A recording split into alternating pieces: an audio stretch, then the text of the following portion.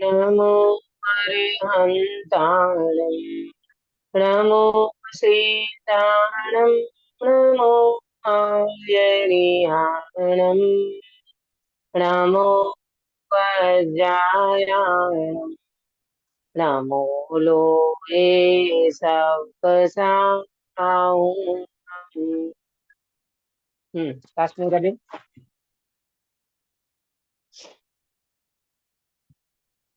हाँ दीदी। हम्म मंगलमय मंगल करण वीतराग विघ्न नमोता जाते भय अरहंतादि महान करि मंगल करि होमा ग्रंथ करण को का जाते मिले समाज सब पावे निज पद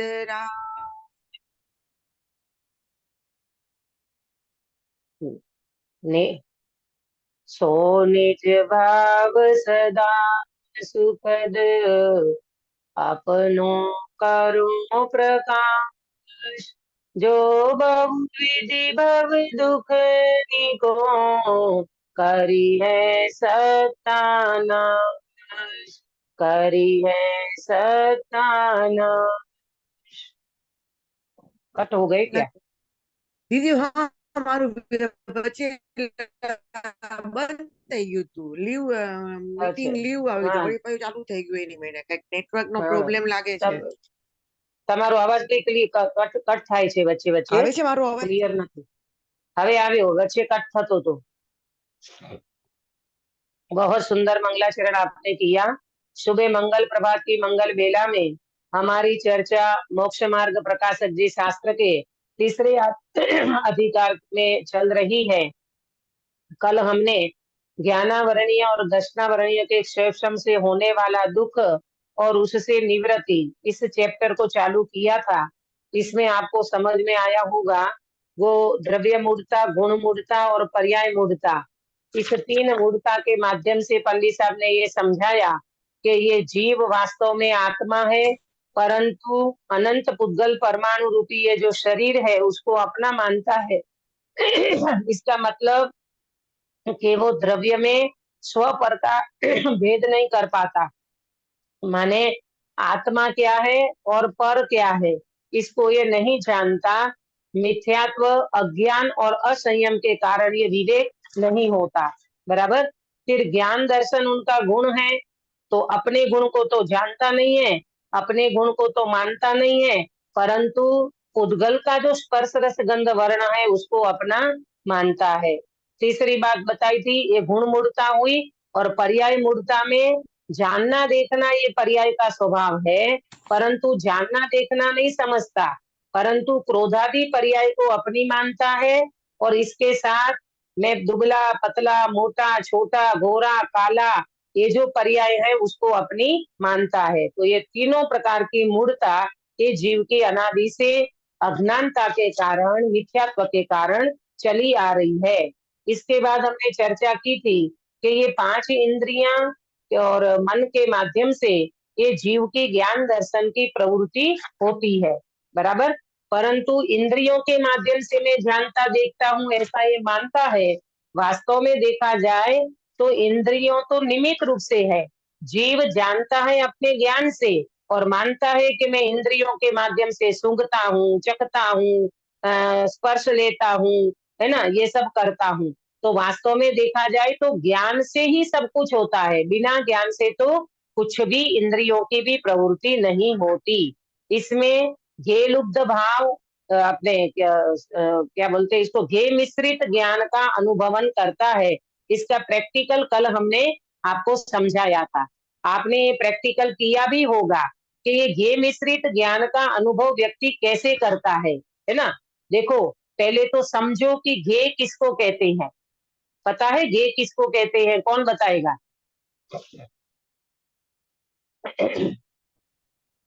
छोड़ने योग्य। जो अपने सामने जो पदार्थ देखने में आते हैं उसको ज्ञेय कहते हैं। हाँ, जो जो ज्ञान का विषय बनता है उसको ज्ञेय कहते हैं। पहले समझना, जो ज्ञान का विषय बनता है उसको ज्ञेय कहते हैं। तो दो चीज है यहाँ पर, एक तो ज्ञेय है और एक ज्ञान है ना। ज्ञेय अलग है और ज्ञान अलग है, प्रॉपर समझना। एक बार और मेहनत कर लो ताकि हमेशा के लिए आपका ये क्लियर हो जाएगा। एक ज्ञेय है और एक ज्ञान है, दो चीज है। पर ये जीव क्या करता है, ये दोनों को एक मानता है। इसको कहेंगे ये मिश्रित ज्ञान का अनुभव करता है। जैसे अभी आज दर्पण का दृष्टांत देकर के समझे। जैसे ये दर्पण है और दर्पण के सामने मोर है ना। दर्पण के सामने एक मोर है, तो मोर का प्रतिबिंब दर्पण में पड़ता है।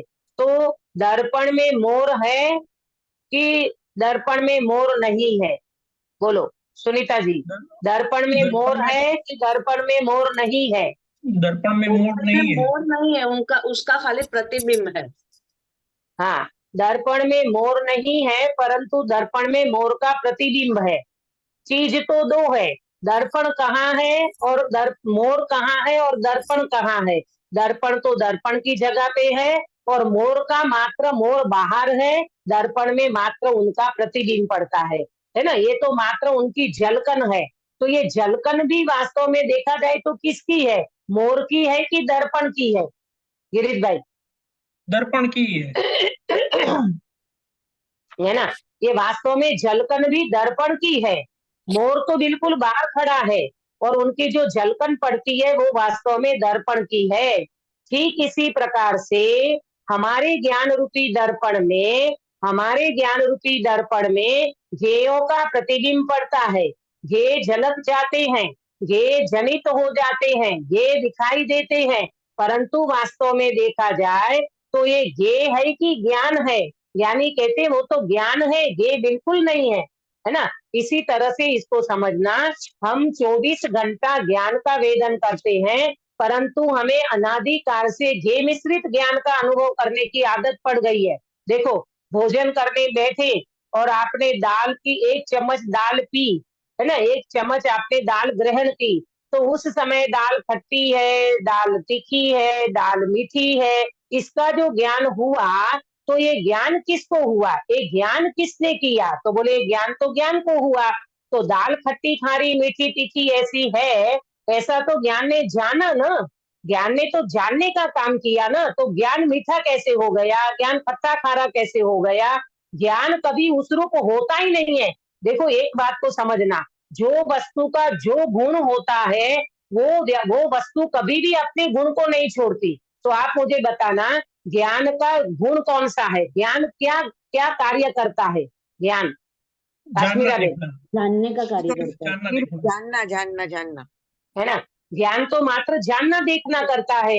तो ज्ञान ने तो दाल खट्टी है कि मीठी है कि तीखी है ऐसा जाना ना। तो हम ऐसा क्यों मान लेते हैं कि ओ मैं तो आज तो मुझे मजा आ गई, मैं तो खट्टा दाल बहुत अच्छी थी, बहुत टेस्टी थी। अच्छी टेस्टी थी वो ठीक है, यहाँ तक ठीक है, लेकिन उसके माध्यम से मैं ऐसा हो गया अथवा तो मुझे मजा आ गया, मुझे ऐसा हो गया, मैं उस रूप हो गया, ऐसा तो कतई नहीं होता। और ऐसे ये मिश्रित ज्ञान का अनुभव करना ये तो वास्तव में अज्ञानता है। दो पदार्थ भिन्न है, दोनों पदार्थ को भिन्न भिन्न जानो। तुम्हारे ज्ञान में दाल खट्टी खारी मीठी समझ में तो आई, जानने में तो आया, पर उस रूप ज्ञान नहीं हो जाता। बस इतना समझना है, मेरा ज्ञान कभी उस रूप नहीं होता। और अगर उस रूप ज्ञान हो जाता तो ज्ञान को जड़ होना पड़ता। आया समझ में? ज्ञान जड़ हो जाएगा। ज्ञान कभी जड़ नहीं होता, वो पदार्थ को मात्र जान लेता है, बस इतना समझो, है ना। फिर अपन उनमें राग द्वेष करके, अपन उनमें एकत्व ममत्व करके जो दुखी होते हैं ना, वो अपनी अज्ञानता है, वो अपना मिथ्यात्व है। इसी के कारण अपन सुखी दुखी होते रहते हैं और पदार्थ को मालूम कैसा फील करते हैं, जैसे मुझे ही हो गया, मैं ही ऐसा हो गया, है ना। कितना मतलब इसको तो आप ऐसा प्रैक्टिकल करो तो इतना आपको लगेगा कि वास्तव में कितना ये मिश्रित ज्ञान का वेदन करते हैं। बोलो, शरीर के ऊपर आपने कपड़ा पहना, एकदम नया सूट पहना आपने, अंकित भैया एकदम नया सूट पहना आपने, है, और वो नया सूट पहन करके आप मिरर के सामने खड़े हो गए, दर्पण के सामने खड़े हो गए, और वो जरा सा भी इधर उधर हुआ या ऊपर नीचे कुछ हुआ, फिटिंग सही नहीं हुई या कुछ भी जरा मरा सा हुआ, तो आपको क्या फील होता है? उस समय आप अपने को आत्मा रूप अनुभव करते हो, जानने रूप अनुभव करते हो कि मैं सूट वाला, मुझे सूट अच्छा फिटिंग में आना चाहिए। बोलो क्या अनुभव करते हो? सूट वाला। हाँ, अपने को सूट वाला अनुभव करते हैं, और आप उस समय सूट वाले नहीं हो, वो सूट को पहने हुए भी आप जानने वाले हो। ये क्यों भूल जाते हैं अपन? ऐसा 24 घंटा प्रैक्टिकल करे ना तो अपना ज्ञान पकड़ में आएगा, अपनी मिस्टेक समझ में आएगी। भोजन पे बैठे हो ना डाइनिंग टेबल पे, उस समय फील करना कि आपकी पत्नी ने आपको भोजन अच्छी तरह से परोसा है, लेकिन उसी समय आपको कोई बात याद आ गई या कुछ भी, मतलब और भोजन में कुछ ऐसी नमक कम हो गया, तो यहाँ दिमाग चला, मतलब यहाँ दिमाग छटकता है। अरे इतना भोजन बनाया अच्छा, लेकिन नमक ही नहीं डाला, नमक डालने को भूल गए। आपको इतना भी ध्यान नहीं रहता, रोज रसोई बनाते हो, रोज रोज ये बातें क्या कहने की होती है क्या? देखो आपका दिमाग कहाँ घूम रहा है। अरे नमक कम है ऐसा तो ज्ञान ने जाना ना, तो नमक अलग है और ज्ञान अलग है, ऐसा फील करो ना। लेकिन वहां पर ये मिश्रित ज्ञान का वेदन करता है जीव, इसीलिए वो ज्ञान को भूल जाता है और मात्र ज्ञान एकत्व स्थापित करता है और परेशान होता रहता है। ये 24 घंटे का प्रैक्टिकल है गिरीश भाई, ये अपने को करना चाहिए। ये प्रैक्टिकल में सही बात है, बैठो तो सही आप 10 मिनट और आपका ज्ञान वेदन करने का अभ्यास तो करो, आपको अच्छा लगेगा, मजा आएगा। अरे प्रभु सही बात है, देखो ये कितने गे आके चले गए, विचार, विकल्प, परिणाम, भव, भाव, ये सब आकर के चले जाते हैं, लेकिन ज्ञान तो उनको एक रूप जानता रहता है। जब ऐसा अपन फील करेंगे ना, तो ये गे मिश्रित ज्ञान जो है ना, ये गे मिश्रित ज्ञान वो छूटा पड़ जाएगा, वो अलग हो जाएगा, माने ये भिन्न दिखाई देगा और ज्ञान भिन्न दिखाई देगा। तब आपको ये इंद्रिय जनित जो पीड़ा है ना, वो पीड़ा आपको नहीं लगेगी। बोलो आया समझ में? ये प्रैक्टिकल करने का समय है अपने पास। नहीं तो क्या होगा, विषयों की प्रधानता रहेगी, विषयों की इच्छा रहेगी, और इच्छा की पूर्ति होगी नहीं तो ये लाला दुखी होता रहेगा। अपने को ऐसा नहीं करना है, ये घे मिश्रित ज्ञान का वेदन नहीं करना है। भले हमारे ज्ञान में घे जन के, परंतु घे अलग है और मैं अलग हूँ। ऐसे हर हर हर हर चीज में प्रैक्टिकल करेंगे तो अपने को ये ज्ञान निर्मल वेदन में आएगा। ठीक है, तो अभी आगे चलते हैं। ये प्रैक्टिकल कल का मैंने और एक जरा सा दे करके क्लियर किया। ये अभी अपना हर किसी व्यक्ति का होमवर्क है, ये होमवर्क अपन स्वयं करेंगे, बराबर। अभी 47 पेज पे निकालिए, 47 पेज पे यहाँ से चलते हैं। वहां इच्छा तो त्रिकालवर्ती सर्व विषयों को ग्रहण करने की है। अब देखना ये जीव का क्षेत्रम तो बहुत अल्प है पंकज भाई, क्षेत्रम तो बहुत अल्प है ये इस व्यक्ति का, लेकिन इच्छा कितनी है? पंकज भाई समझ में आ रहा है आपको? हाँ जी। हाँ, हाँ जी, हाँ जी, इच्छा तो इस व्यक्ति की कितनी सारी है, और अल्प ज्ञान, मति श्रुत ज्ञान अपना अल्प है, तो मति श्रुत ज्ञान से कोई सारा विषय तो जानने में नहीं आएगा। और इनको कितना जानना है? त्रिकालवर्ती। ओ हो, त्रिकालवर्ती विषय को जानने के लिए क्या चाहिए, कौन सा ज्ञान चाहिए, तब त्रिकालवर्ती आप विषयों को जान पाओगे? बोलो किरण बेन। केवल ज्ञान। हाँ बहुत बढ़िया, केवल ज्ञान चाहिए, और केवल ज्ञान तो है ही नहीं भाई साहब के पास, तो मति श्रुत ज्ञान थोड़ा सा है और चाहिए बहुत। मति श्रुत ज्ञान थोड़ा सा है तो अल्प विषय को जान सकता है, और भाई साहब की कितनी तृष्णा है, कितनी इच्छा है, मैं तो सर्व को जानूं, त्रिकालवर्ती सर्व पदार्थ को जानूं, ये इच्छा हो रही है। देखो क्या हाल होता है, मैं सर्व का स्पर्श करूं, सर्व का स्वाद लूं, सर्व को सूंघूं, सर्व को देखूं, सर्व को जानूं, सुनूं, सर्व को जानूं, इच्छा तो इतनी है, इच्छा तो बहुत है, त्रिकालवर्ती पदार्थों को जानूं, देखूं, सूंघूं, चखूं, स्पर्श करूं, परंतु शक्ति इतनी ही है। कितनी है शक्ति? कि इंद्रियों के सन्मुख आने वाले वर्तमान स्पर्श रस गंध वर्ण शब्द, उनमें से किसी को किंचित मात्र ग्रहण करे। ये कौन सा ज्ञान है जो किंचित मात्र ग्रहण करता है भावना बेन? ये कौन सा ज्ञान है जो किंचित मात्र ग्रहण करता है वर्तमान में? क्षेत्रम ज्ञान। क्षेत्रम ज्ञान, क्षेत्रम ज्ञान कहो, मति श्रुत ज्ञान कहो, एक ही बात है। तो सेक्शन तो हमारा बिल्कुल थोड़ा है। जैसे मैं एग्जाम्पल दे करके बताऊं, एक छोटा सा बच्चा है बिल्कुल 2 साल का बच्चा, वो कितना रसगुल्ला खा पाएगा? एक दो रसगुल्ला खा पाएगा वो छोटा बच्चा। और वो बच्चा ये कहे कि मुझे तो ये इतना सारा रसगुल्ला खाना है, तो बेटा नहीं खा पाएगा तू। तेरी होजरी कितनी है देख तो सही, तू बिल्कुल छोटा बच्चा है। और वो छोटा बच्चा एक दो रसगुल्ला खा सकता है, और अगर उनको इच्छा हो बहुत सारे रसगुल्ला खाने की तो वो दुखी हो जाएगा।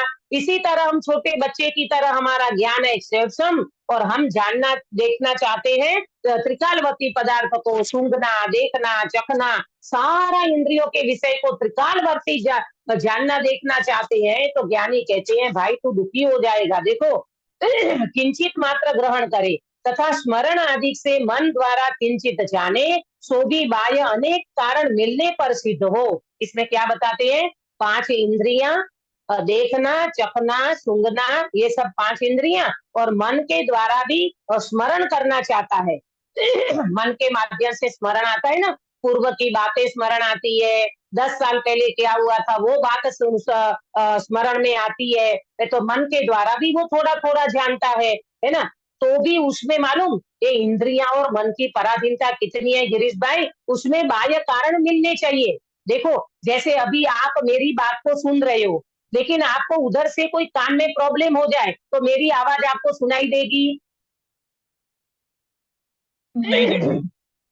नहीं सुनाई देगी। बहुत सारे अभी अपन ये चालू है, इसमें नेट में प्रॉब्लम आ जाए, बोलो नेट में प्रॉब्लम आ जाए तो मेरी आवाज आपको सुनाई देगी? नहीं सुनाई देगी। बहुत सारे अनेक कारण मिलते हैं तब ये बात बन पाती है, क्योंकि हमारा सूक्ष्म ज्ञान है, अल्प ज्ञान है, इंद्रियां और मन के माध्यम से सारी कार्यवाही होती है। तो इसमें अपने को ऐसा नहीं समझना चाहिए कि मुझे सब कुछ जानना देखना है, भाई तू दुखी हो जाएगा। देखो क्या कहते हैं, इसलिए इच्छा कभी पूर्ण नहीं होती, और ऐसी इच्छा तो केवल ज्ञान होने पर संपूर्ण हो। ये तुम्हारी इच्छा जो है ना, सबको जानूं, सबको देखूं, सबको सूंघूं, सबको चखूं, ये इच्छा कब पूरी होगी?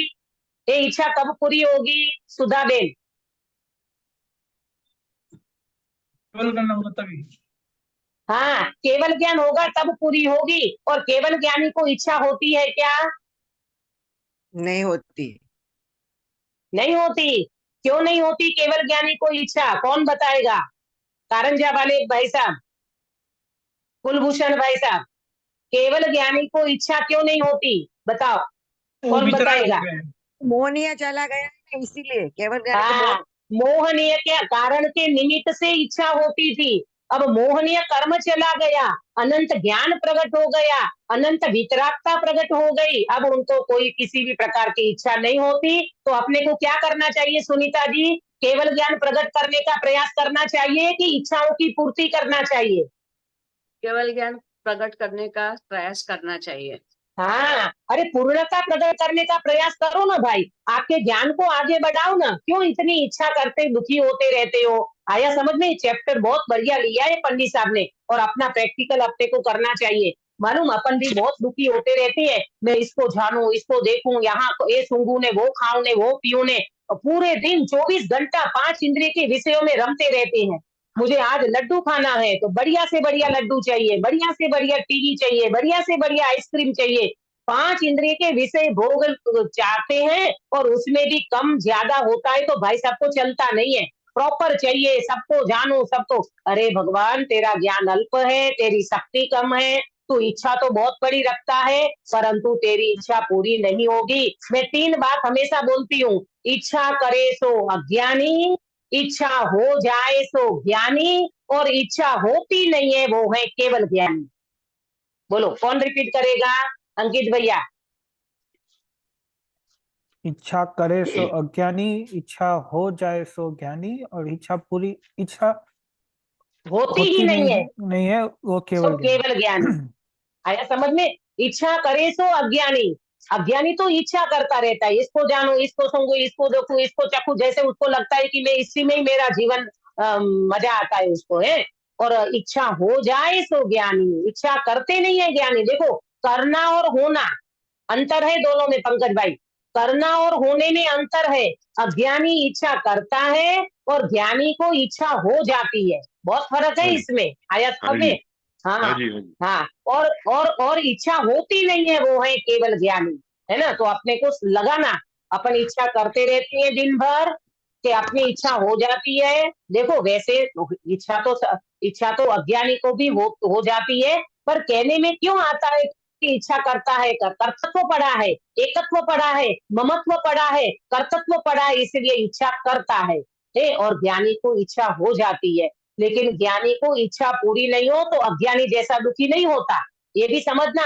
अज्ञानी जैसा ज्ञानी दुखी नहीं होता, आया समझ में? ये प्रॉपर बात को जब समझेंगे ना, तो अपना मोह जीतने का, अपना यहाँ से ज्ञेय मिश्रित ज्ञान का जो अनुभव करते हैं ना, तो उनको अपन अलग करके, भिन्न करके, इच्छाएं भी आपकी ऑटोमेटिक, जितना जितना मोह कम होता जाएगा, उतनी उतनी इच्छाएं कम होती जाएगी। आया समझ में? तो ये बात यहाँ पर पंडित साहब ने की कि केवल ज्ञान होने पर ही संपूर्ण इच्छा पूरी हो सकती है, और केवल ज्ञान में इच्छा होती नहीं है। अब देखो क्षयोपम ज्ञान में क्या होता है? क्षयोपम रूप इंद्रियों से तो इच्छा पूर्ण होती नहीं है, इसलिए मोह के निमित्त से इंद्रियों को अपने अपने विषय ग्रहण की निरंतर इच्छा होती ही रहती है। उससे आकुलित होकर दुखी हो रहा है। ऐसा दुखी हो रहा है कि किसी एक विषय के ग्रहण के अर्थ अपने मरण को भी नहीं गिनता। बाप रे बाप, मरण को नहीं गिनता एक इच्छा पूरी करने के लिए।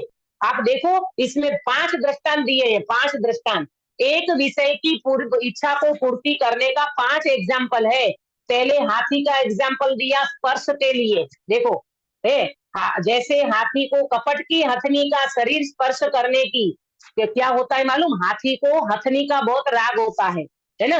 एक उनका स्पर्श करने का राग होता है। तो एक बहुत बड़ा गड्ढा वो बनाते हैं, उसमें एक मायावी हथनी बनाते हैं, एक ऐसी कॉटन जैसी, और फिर वो हथनी को बना करके हाथी को छोड़ते हैं। तो जैसी वो हथनी को देखता है तो क्या करता है? उनको स्पर्श करने के लिए भागता है, और जैसे भागता है तो वो बहुत बड़ा वहां गड्ढा होता है, उसमें वो गिर पड़ता है, मृत्यु के शरण हो जाता है। हथनी का स्पर्श करने के लिए वो व्यक्ति मृत्यु, मतलब एक इंद्रिय के विषय के स्पर्श के विषय में वो व्यक्ति मृत्यु को नहीं गिनता। मरण आ जाए तो आ जाए, लेकिन मुझे तो हथनी का स्पर्श करना है। आया समझ में? तो स्पर्श में क्या लिया? हाथी का दृष्टांत दिया। मच्छ को बंसी में लगा हुआ मांस का स्वाद लेने की, ये कौन सी इंद्रियां है? पंचेंद्री नहीं, रसना इंद्रिय, रसना इंद्रिय। हाँ, रसना इंद्रिय। ये जो मछलियां होती है ना, मच्छ वगैरह मछलियां जो होती है, तो वो मछलीमार क्या करता है? एक बहुत बड़ी जाल बिछालता है, और उस जाल में उस आटे की गोली बना के उस पे डालता है, और वो जाल में उस मछली को फंसा लेता है। वो बेचारी आ जाती है किसके लोभ में? गिरीश भाई, किसके लोभ में आ जाती है? स्वाद खाने के लोभ में, आटे की। हाँ, खाने के लोभ में। आटे की गोली जो बनी है ना, उसका स्वाद लेने के लोभ में वो मछली फंस जाती है, और वो मृत्यु के शरण हो जाती है। 2 इंद्रियां हो गई, स्पर्श और रस। अब देखो मांस का घ्राणेन्द्रिय टुकड़ा में रखते हैं कौन है? हम।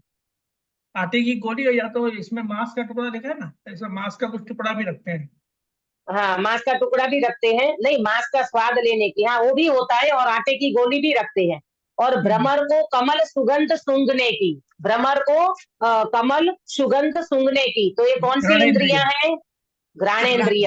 घ्राणेन्द्रिय में बोलते ना कि ये भौरा है ना, ये लकड़ी को तो तोड़ सकता है, ये दीवार को तोड़ के अंदर चला जा सकता है, लेकिन वो भौरा, वो भ्रमर, वो कमल का सुगंध लेने की, खुशबू लेने की जाता है, और वो कमल में बिल्कुल पैक हो जाता है, तो भी उस सुगंध को छोड़ नहीं सकता। गजब बात हो गई। एक एक एक घ्राणेन्द्रिय के चक्कर में, सूंघने के चक्कर में वो भ्रमर मृत्यु के शरण हो जाता है, परंतु उसको छोड़ नहीं सकता। 3 हो गया। अब चौथा, पतंगे को दीपक का वर्ण देखने की, ये कौन सी इंद्रियां हैं? चक्षु इंद्रिय। चक्षु इंद्रिय। हाँ, चक्षु इंद्रिय। वो पतंगा होता है ना दीपक की लौ में, वो बेचारा इतना उनको वर्ण देखने का मन करता है कि वो दीपक की लौ में आकर के वहां फंस जाता है, मर जाता है, परंतु उसको छोड़ नहीं सकता। उनका वर्ण देखने में इतना लगा रहता है कि वो व्यक्ति मृत्यु के शरण हो जाता है। और हिरण को राग सुनने की इच्छा होती है। ये कौन सी इंद्रियां? कर्णेंद्रिय। कर्णेंद्रिया। संगीत सुनने का शौकीन है वो हिरण, है ना, और वो संगीत सुनने का चक्कर में वो हिरण उनको वो फंसा लेता है, वो शिकारी उनको, और वो मृत्यु के शरण हो जाता है। अब सुनना, ये तो 5 इंद्रियों में एक एक इंद्रिय की बात करी, और अपन 5 इंद्रियों में अगर फंसे हैं तो अपना क्या बुरा हाल होगा मालूम? अपन कभी सोचते नहीं है, विचारते नहीं है कि इतनी इंद्रियों की लोलुपता हमें क्यों है भाई, है ना। देखो कितना बताया भाई कि ऐसा हिरण को राग सुनने की इच्छा ऐसी होती है कि तत्काल मरण भासितो तथापि मरण को नहीं गिनता। एक इंद्रिय में मरण को नहीं गिनता तो 5 इंद्रिय में जो फंसा हुआ है वो व्यक्ति का क्या हाल होगा। विषयों का ग्रहण करने पर उसके मरण होता था, विषय सेवन नहीं करने पर इंद्रियों की पीड़ा अधिक भाषित होती है। इन इंद्रियों की पीड़ा से पीड़ित रूप सर्व जीव निर्विचार होकर जैसे कोई दुखी पर्वत से गिर पड़े वैसे ही विषयों में छलांग लगाते हैं।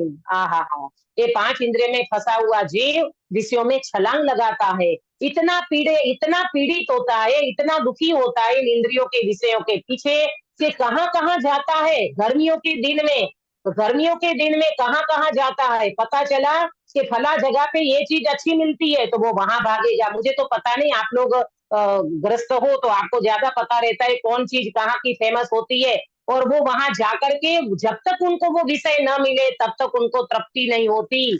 ऐसे एक एक इंद्रियों के विषय में तो ये 5 जीव बताए, अपन 5 इंद्रिय के विषयों की पीड़ा से दुखी हो रहे हैं। देखो वैसे ही विषयों में छलांग लगाते हैं, नाना कष्ट से धन उत्पन्न करते हैं, उसे विषय के अर्थ होते हैं। पहले अनेक प्रकार का कष्ट उठाया और धन इकट्ठा किया, फिर धन किसे में खर्च करते हैं? सारी जगह पे धन का खर्च नहीं करता ये व्यक्ति, धन खर्च करता है विषय भोग के लिए। आया समझ में? 5 इंद्रिय के विषय भोग को भोगना है। आजकल पहले तो यहाँ घूमते थे, आजकल घूमने के लिए अमेरिका जाते हैं, है ना, क्या बोलते हैं, न्यूजीलैंड जाते हैं, स्विट्जरलैंड जाते हैं, पता नहीं कहाँ घूमते रहते हैं। अरे भाई भव वन में जी भर घूम चुका, कण कण को जी भर भर देखा। बोलो पंकज भाई, कहाँ घूम के नहीं आया ये जीव? हाँ, कहाँ घूम के नहीं आया? अनंत जगह पे घूम के आया। अनंत जगह पे बड़ी भ्रमण करके भव भ्रमण करके आया भाई। अमेरिका नहीं जाएगा तो तू रह नहीं जाएगा। अमेरिका में तू अनंत बार उत्पन्न हुआ है, एक एक जगह, एक एक कण एक एक किसी छोटी जगह सी बाकी नहीं बची जहाँ जीव जन्म मरण नहीं किया हो भाई। अब तो एक बार तू आत्मा में जा जहाँ तू गया नहीं है, उपयोग को अंदर ले जा जहाँ तूने स्पर्श नहीं किया, अतीन्द्रिय आनंद का भोग कर जो आनंद तो तूने अभी तक भोगा नहीं है प्रभु। बाकी बाहर में कोई दम नहीं है। मैं हमेशा कहती थी संप्रदाय में भी, गेयों में कुछ दम नहीं, मैं किसी से कम नहीं। क्या कहा? गेयों में कुछ दम नहीं, मैं किसी से कम नहीं। ये जो गे है ना, सारे विश्व के गे पदार्थ जो हमारे जानने में आती है उसमें कोई दम नहीं है। अगर जानने वाला मैं त्रिकाल चैतन्य भगवान आत्मा, ये दमदार चैतन्य चमत्कार है प्रभु, एक बार इसका चमत्कार देखने का अभ्यास करना चाहिए। देखो है क्या कहा कि नाना कष्ट से धन उत्पन्न करते हैं, उसे विषय के अर्थ होते हैं, फिर वो 5 इंद्रिय के विषय भोग को भोगते हैं, खाना पीना घूमना। अभी ये देवलाली वास्तव में तीर्थ भूमि है, या बाजू में गजपंथा है ना, वहां से 8.5 करोड़ मुनि मोक्ष में गए हैं। लेकिन हमारे जैन समाज के लोगों ने ये देवलाली पहले तो मानी जाती थी आरोग्य धाम, पहले आरोग्य धाम मानी जाती है देवलाली, आज भी है, थोड़ी बहुत बची है, परंतु ये आरोग्य धाम को हमने काय में कन्वर्ट कर दिया, हिल स्टेशन। इनको हिल स्टेशन मान करके सैटरडे संडे आते हैं, मौज मजा करते हैं। होली का समय आएगा तो होली मनाएंगे, दीपावली का समय आएगा तो यहाँ फटाका फोड़ने को आएंगे, या 5 इंद्रिय के विषय भोग के लिए। अरे प्रभु, जो तीर्थ भूमि में इतने जीव मोक्ष में गए हैं, जो वास्तव में निवृत्ति का समय लेकर के व्यक्ति को यहाँ आकर के आत्मा आराधना करना चाहिए, ऐसे समय में ऐसे क्षेत्र में आकर के जीव तू कर्म बंधन करता है, इच्छाओं की पूर्ति के लिए आता है, विषयों से पीड़ित होता है, मिथ्यात्व को पुष्ट करता है, तो ये जीव कहाँ जाकर के अपनी आत्मा आराधना करेगा? ये सोचना चाहिए भाई। देखो तथा विषयों के अर्थ जहाँ मरण होना जानते हैं वहां भी जाते हैं, विषयों के कारण मरण होना जानते हैं वहां भी चला जाता है, वो मरण को भी नहीं गिनता। मुझे तो विषय चाहिए, मुझे तो भोग चाहिए। क्या हो गया तेरी बुद्धि को प्रभु? नरकादि के कारण जो हिंसादि कार्य उन्हें करते हैं तथा क्रोधादि कषायों को उत्पन्न करते हैं। नरक आदि के कारण जो हिंसादि, आपको पता है नरक में जीव किस कारण से जाता है? कौन बताएगा? नरक गति में जाने का कारण? सप्तरसन का सेवन, हिंसा, महा महाआरंभ, महापरिग्रह, है ना, सप्त व्यसन का सेवन और पंचेंद्र जीव की हत्या करना, ये सारे हिंसादि कारण से व्यक्ति नरक गति में जाता है। अपने को मालूम, ये लगता है कि अपन तो डायरेक्ट किसी पंचेंद्र की हत्या नहीं करते, लेकिन ये ब्यूटी पार्लर के साधन जो है ना, ये जो आप लगाते हो और जो खाते, ये जो बाजार के सारे पदार्थ है ना, कितने ऐसे पदार्थ हैं, बाजार की आइसक्रीम है, बाजार के जो भी पदार्थ है खाने लायक, जो आप मानते हो जिसको खाने लायक होता ही नहीं है, ये खाद्य पदार्थ जो भी है ना, उनमें सब में अधिकांश मांस का दोष लगता है किसी न किसी प्रकार से। आपको मालूम क्या लगता है? वो ग्रीन आ गया ना, वो ग्रीन डॉट आता है तो मानते हैं रेड हो तो अभक्ष है और ग्रीन लगा है तो भक्ष है। ऐसा जरूरी नहीं है, ऐसा बिल्कुल जरूरी नहीं है। चर्बी तो आती है। बोलो, ये सारी हिंसाएं हैं प्रभु। आप कहोगे हम पंचेंद्र की हिंसा क्या करते हैं? अरे मांस का दोष लगता रहता है प्रभु, पता नहीं कहाँ किसकी चर्बी लगा दी, कहाँ कैसे पदार्थ का यूज करते हैं। इसीलिए तो घर का भोजन करना सबसे अच्छा है। आजकल महिलाओं को भी आलस आने लगी, ताजा वो क्या बोलते तैयार फूड पे पैकेट आते हैं ना, तो घर पे नाश्ता कौन बनाए? अपने को तो आलस आती है। अरे आलस नहीं करना चाहिए, घर की चीज बनी हुई हो, वो शोधन करके बनाते हो, देख करके बनाते हो, बहुत जतना से बनाते हो, तो उसमें अपने को दोष कम लगता है। आया समझ में? ये सारा विवेक अपने को होना चाहिए। पर कौन करे प्रभु? जिस व्यक्ति को 5 इंद्रिय की, इसलिए तो मालूम, जो व्यक्ति एक बार बाजार का टेस्ट ले लेता है ना, उसको घर का खाना अच्छा नहीं लगता। पर उसको समझ नहीं है। अरे आप चरणानुयोग की, जैन दर्शन का चरणानुयोग भी समझोगे ना, देखना आप फील नहीं करते। मालूम, मोह के कारण ये व्यक्ति इतना घेलुब्ध पड़ा है ना, उसको समझ में नहीं आता। आप मुझे बताना पंकज भाई, ताजी रोटी खाते हो, वासी रोटी खाओ, ये दोनों में अंतर है कि नहीं? एक गर्मा गर्म रोटी आप खाओ और एक दिन की रखी रोटी खाओ, उस स्वाद में अंतर आएगा कि नहीं? बहुत ही अंतर है, बहुत अंतर है, बहुत अंतर है, बहुत अंतर है। इसीलिए तो हम लोग जो मसाले की मर्यादा, आटे की मर्यादा वाला भोजन करते ना, मैं तो कई बार कंपेयर करती हूँ, संप्रदाय में जो हम भोजन करते थे उस भोजन में और आज जो शुद्ध भोजन करते हैं उसमें जमीन आसमान का अंतर महसूस होता है। स्वास्थ्य से भी, मर्यादा से भी, जीवों की हिंसा से भी, हर चीज से आप बच सकते हो प्रभु। अपने को विवेक नहीं है। अपन क्यों बाजार का खाएं? घर में नहीं बनता है क्या? वो चीज आप घर में बना करके खाओ। लेकिन आलस है, मोबाइल, एक तो ये मोबाइल आ गया सबसे बड़ा चोर, मोबाइल में खो जाते हैं। उनको है ही नहीं अंदर में कि मुझे घर में बनाना चाहिए, बच्चों को खिलाना चाहिए, ना वात्सल्य रहा बच्चों के प्रति। तुम भी पैकेट खाओ, हम भी पैकेट खाएं, चलो अपन तो चले नरक में। अरे रे प्रभु, ऐसा नहीं होना चाहिए भाई। घर में गृहिणी को, जिसको बोलते ना स्वगृह, घर की गृहिणी जो घर को संभालने वाली, उनको हर चीज का ध्यान रखना चाहिए। खर्चा भी कम होगा, शरीर भी अच्छा रहेगा। ये आजकल अब जहाँ देखो वहाँ हॉस्पिटलें भरी रहती है, वो है क्या?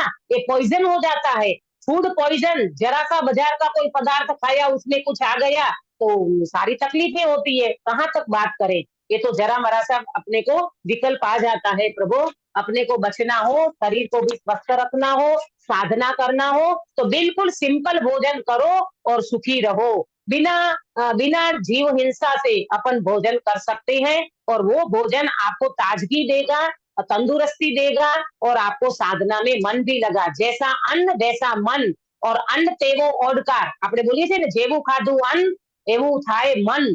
अन्न वैसा ओडकार, आपको डकार भी वैसी आएगी। आप देखना, कभी आप बहुत तला और बहुत तीखा भोजन करोगे तो आपकी डकार कैसी आएगी? बोलो, आपको एकदम एसिडिटी हो जाएगी, आपको खट्टी खट्टी डकारें आएगी, और सिंपल भोजन करोगे तो आपको कोई प्रॉब्लम नहीं आएगी। ये सारी बातें समझना चाहिए। आगे वे करे क्या? ये बात है, पंडित साहब कहते करे क्या बेचारा, क्यों? इंद्रियों की पीड़ा सही नहीं जाती, इसलिए अन्य विचार कुछ आता नहीं है, इसी पीड़ा से पीड़ित हुए इंद्रादिक हैं, वे भी विषयों में अति आसक्त हो रहे हैं। आपको ये लगेगा इंद्र तो एकावतारी है भाई, वो तो एक भव करके मोक्ष से जाने, उनका क्या नाम दिया यहाँ पर? वो बड़े पुरुष का नाम इसलिए रखते हैं, उनको भी अभी छद्मस्त जीव है, अभी उनको भी शैवसम ज्ञान है ना, तो थोड़ी बहुत पीड़ा तो उनको भी होती है। ऐसा मत समझ लेना कि सम्यक दृष्टि तो बिल्कुल इच्छा रहित हो गया, ऐसा नहीं होता। थोड़ी बहुत चारित्र मोह की कमजोरी के कारण और शैवसम ज्ञान है, थोड़ा अभी भी मोह होता है, तो ऐसे जीव को भी इंद्रियां दुख देती है, माने इंद्रियों से वो जीव भी पीड़ित होता है। यहाँ तो अज्ञानी जीव की मुख्य रूप से बात लेना है। जैसे खाज रोग से पीड़ित हुआ पुरुष आसक्त होकर खुजाता है, पीड़ा न हो तो किस लिए खुजाए? वो जो खाज आती है ना, खुजाता है, तो इतनी खाज आती है, इतना मजा आता है उसको खुजाने में, परंतु बाद में क्या होता है गिरीश भाई? बाद में वहीं से रक्त निकलता है। वहीं से रक्त निकलता है, वहां जलन होती है, वहां पीड़ा होती है, और वो व्यक्ति बेचारा दुखी होता है। आया समझ में? पीड़ा न हो तो किस लिए खुजाए? उसी प्रकार इंद्रिय रोग से पीड़ित हुए इंद्रादि आसक्त होकर विषय सेवन करते हैं, पीड़ा न हो तो किस लिए विषय सेवन करे? ये पंडित साहब कह रहे हैं, ये संसारी जीव को, ये अज्ञानी जीव को, ये मोही जीव को विषयों की पीड़ा है। अगर पीड़ा नहीं होती तो कौन खाज खुजाए? पीड़ा है इसलिए बेचारा उपाय करता है, लेकिन वो विषय सेवन करता तो है, पर विषय सेवन से पूर्ति नहीं होती। क्यों? क्योंकि इच्छा उनकी बहुत है और जानना देखना बहुत कम होता है, विषय भोग बहुत कम कर सकता है। इस प्रकार ज्ञानावरण दर्शनावरण के शैवसम से हुआ इंद्रिय जनित ज्ञान है, वह मिथ्या दर्शन आदि के निमित्त से इच्छा सहित होकर दुख का कारण हुआ है। आपको समझ में आया? ये ज्ञानावरण या दर्शनावरण के शैवसम से दुखी नहीं है, इसके साथ वो बताया मिथ्या दर्शन आदि के निमित्त से दुखी है। ज्ञान दुख का कारण नहीं है, ज्ञान के साथ जो मिथ्या दर्शन, अज्ञान और असंयम, इसके कारण ये व्यक्ति दुखी होता है। इसके कारण इच्छा होती है। देखो सुनो ध्यान से, मोहनीय कर्म के कारण इच्छा होती है, और इच्छा के कारण विषय ग्रहण करता है। विषय ग्रहण पूरा नहीं हो पाता, माने अल्प होता है, शक्ति भी कम है, इच्छा तो बहुत है परंतु विषय ग्रहण कम कर सकता है, और वो व्यक्ति को क्या होता है? इच्छा की पूर्ति नहीं होती है, तो वो व्यक्ति दुखी होता है। आया समझ में? तो इस तरह से ये बात को बताई। अभी 48 नंबर के पेज पे आप देखो क्या कहते हैं। अब इस दुख के दूर होने का उपाय ये जीव क्या करता है, सो कहते हैं। अभी तक क्या बात बताई? अभी तक विषय ग्रहण किस तरह से करता है और उसकी कैसे पीड़ा सहन करता है वो बताया। अब कहते हैं दुख दूर होने का उपाय ये जीव क्या करता है, सो कहते हैं। वो चार्ट ध्यान में रखना, 4 बात बताइए ना वो चार्ट में।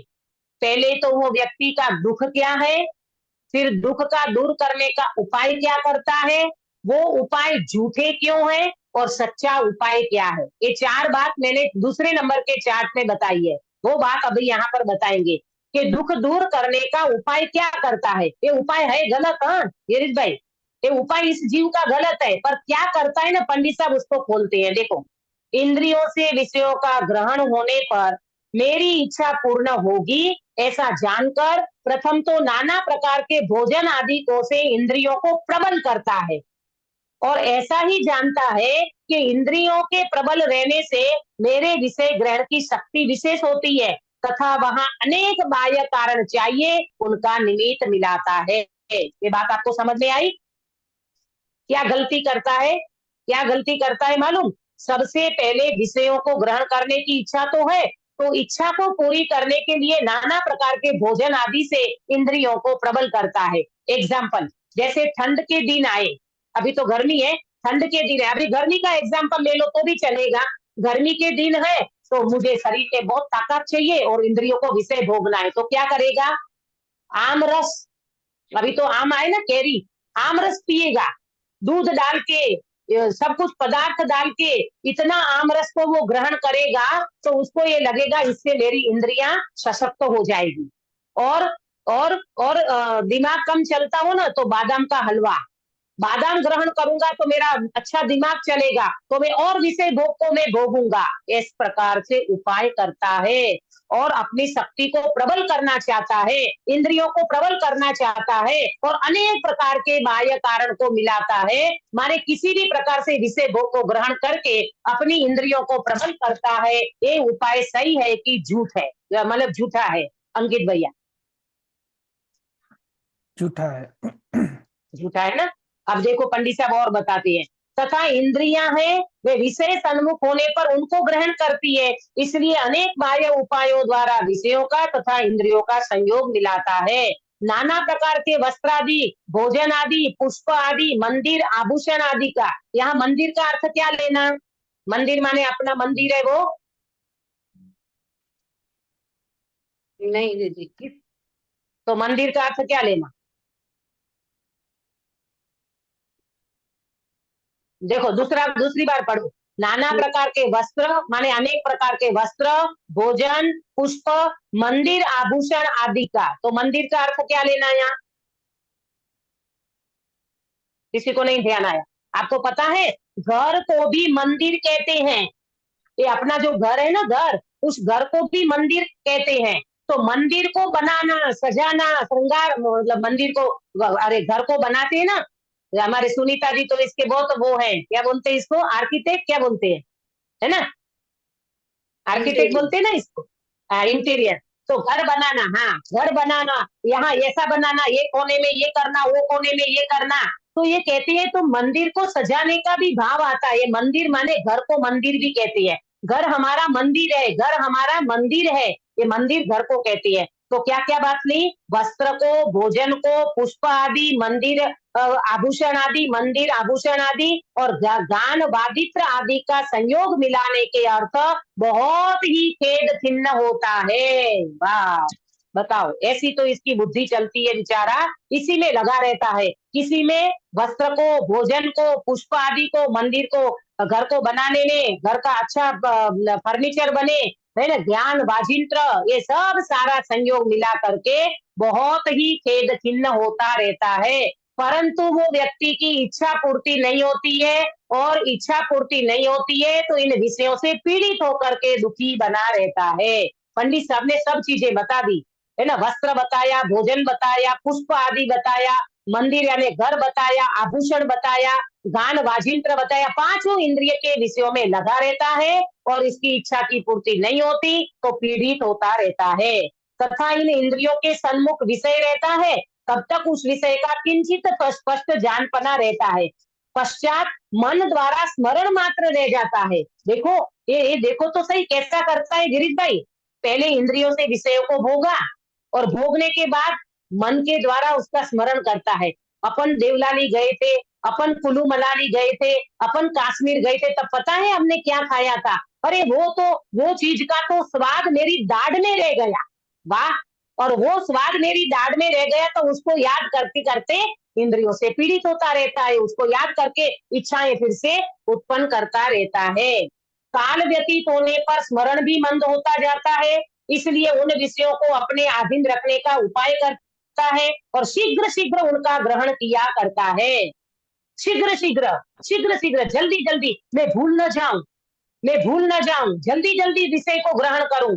है, एक बार ये चीज खा ली ना, दोबारा ये चीज खा लूं, फिर मैं भूल जाऊंगा, तू बना देना मेरे को, अथवा मेरे को ले जाना वहां, मुझे ये खिलाना, मुझे ये पिलाना, मैं भूल ना जाऊं। ये भगवान कैसी विषयों की लालसा इस जीव को, आत्मा को तो 24 घंटे में एक बार भी याद नहीं करता और विषयों को लगा रहता है उन विषयों को ग्रहण करने में। फोटो निकालते रहता है, फोटो निकाल के हाँ, वीडियो बना के रखते हैं ताकि उसी को हाँ, वापस देखे, वापस याद करे, वापस उस विषय को भोगने जाए। ये तो आप सब स्वानुभूत हो, हमको तो वो कोई चीज हमारे जीवन में है ही नहीं। हमने तो कभी टीवी नहीं देखा, कभी पिक्चर भी नहीं देखा, बहुत छोटी उम्र में घर छोड़ के निकल गए ना, इसलिए कोई चीज ध्यान में नहीं आती है। ऐसा लगता ही नहीं है कि अच्छा ऐसा भी होता है। बड़ा आश्चर्य सा लगता है कि ये जीव क्या करता है। देखो, तथा इंद्रियों को तो एक काल में एक विषय का ही ग्रहण होता है, किंतु यह बहुत ग्रहण करना चाहता है, इसलिए आकुलित होकर शीघ्र शीघ्र एक विषय को छोड़कर अन्य को ग्रहण करता है तथा उसे छोड़कर अन्य को ग्रहण करता है, ऐसे झपट्टे मारता है। ये जब से बड़ा शब्द दिया पंडित साहब ने, झपट्टे मारता है।